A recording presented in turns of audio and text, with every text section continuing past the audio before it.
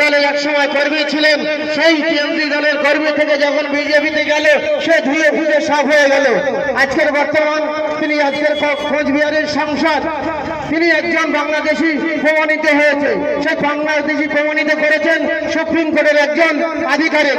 তিনি বললেন এই কোচবিহারের সাংসদ একজন বাংলাদেশি ছিলেন, সে যখন পশ্চিমবাংলায় এসেছিলেন সে ইংরেজি বা ইতিহাস বা কম্পিউটার নিয়ে পড়াশোনা করার জন্য আমাদের এই বাংলায় এসেছিলেন। সে আজকের ভারতবর্ষের অধিকারিক নিয়ে প্রমাণপত্র নিয়ে ভারতবর্ষের নাগরিক হয়ে গেছে।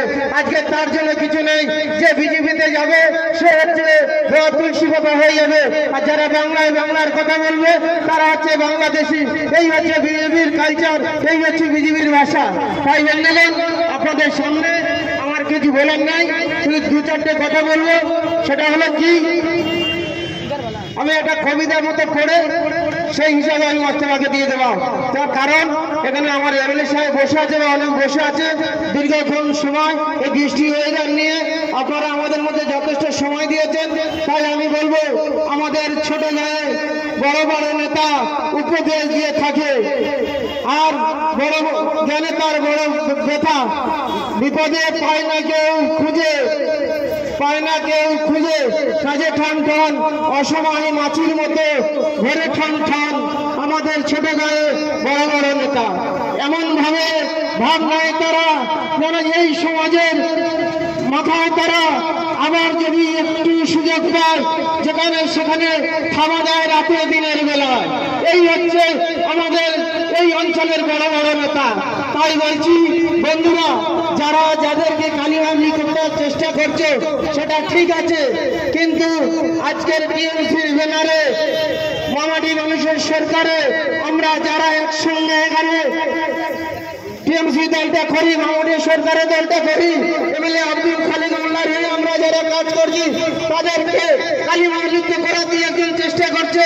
তাই বন্ধু, একটু ছোট করে বলি শোনো, সময় আসবে ঘড়ির কাঁটা দিচ্ছে 24 ঘন্টা পরে আমার সেই ঘড়ির কাঁটা একই সময় জায়গায় সুতরাং চলে যাবে, আবার ঠান্ডা আসবে, ঠান্ডা চলে যাবে, আবার গরম আসবে। কিন্তু একটা কথা মনে রাখবে, স্টেশন একটা, সেটা হচ্ছে এমএলএ আজি আব্দুল খালেক মোল্লা। মাথায় রাখবেন, দলটা মামাটি মানুষের সরকার, তৃণমূলের সরকার, মমতা ব্যানার্জির সরকার, অভিষেক ব্যানার্জি মাথার উপরে আছে। সে বলে দিয়েছে যে বড় নেতার পিছনে দাঁড়িয়ে যদি একটা ছবি তুলে দেওয়া ছেড়ে দেওয়া যায় ফেসবুকে, কোনদিন সে বড় নেতা হওয়া যায় না। নেতা হতে গেলে মানুষের পাশে দাঁড়িয়ে, খালেক মোল্লার নির্দেশ মতো মানুষের ঘরে গিয়ে মানুষের পাশে দাঁড়িয়ে রাতের অন্ধকারে যখন ঝড় বৃষ্টিটা হয়েছিল আমফান ঝড়ের সময়, তখন সকালবেলা উঠে যখন দরজাটা ঠুকঠুক করছিল, এই মা বোন ভাই সকলে যখন দরজাটা খুলে ভয় করছিল, দরজাটা ঠেলে দেখে আব্দুল খালেক মোল্লার টিম নয়া বস্তি ডিপু আকরা ফটক 7 নম্বর ওয়ার্ডে তার খালেক মোল্লার টিম দরজা খুলে বলছে, আপনারা মা ভালো আছেন তো, বাবা ভালো আছেন তো, আপনাদের কোনো অসুবিধা হয়নি? তখন বন্ধু কারো দেখা যায়নি। আজকের বড় বড় কথা বলছে, বড় বড় কথা বলার আগে বন্ধু একটু সাবধান হয়ে যান। আমরা চাই টিএমসি দলটা এক, মমতা ব্যানার্জি আমাদের মাথার উপরে আছে, অভিষেক ব্যানার্জির যে সজার কথা, আমরা মমতা ব্যানার্জি 2011 সালে একটা কথা বলেছিলেন, আমরা বদলা চাইনি বদল চাই। আমাদের খালেক মোল্লার ওই নীতি গীতি আদর্শ নিয়ে আমরা একইভাবে আমরা চলতে যাই, আমরা বদলা চাইনি বদল চাই। সুতরাং বন্ধু, রাজনীতির মতো চলুন, নয়তো কিন্তু ভবিষ্যৎটা খুব খারাপ হবে।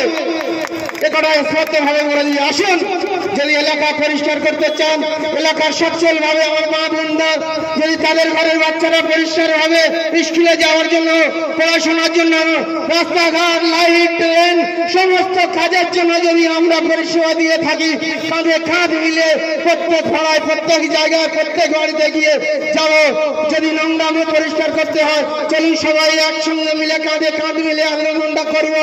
একের পরে একে অন্যের উপরে কাঁধে ভর দিয়ে কোনো যদি করার চেষ্টা করবেন না। জানেন, রাতের পর দিন আসে, দিনের পরে রাত আসে। সুতরাং এই কথা বলে আমি আমার সংক্ষিপ্ত বক্তব্য শেষ করব।